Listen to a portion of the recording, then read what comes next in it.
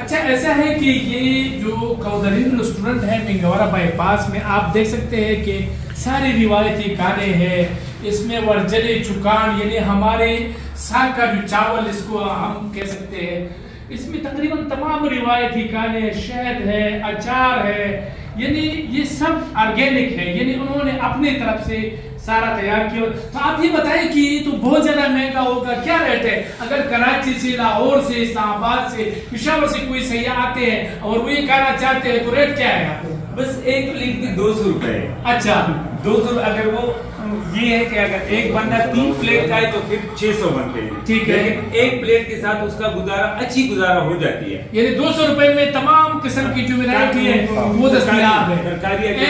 ایک پلیٹ جو ہے نا 200 روپے ہے. آپ نے جو بھی کھانا ہے، جس طرح کھانا ہے، چکن کھانا ہے، مٹن کھانا ہے، یا گوشت کھانا ہے، یا ملائی اور شہد کھانی ہے، تو جو بھی کھانی ہے. لیکن یہ جو چکان ہے، ورجلے ہے، یعنی چاول جو ساگ کے چاول ہے، یہ کتنے کا پلیٹ ہے؟ یہ 300 کا ہے. 300 کا ہے کیونکہ اس میں اوپر گھی آ جاتی ہے. ٹھیک ہے، دیسی گھی ہے. ہاں، یہ 100 روپے گھی ہے.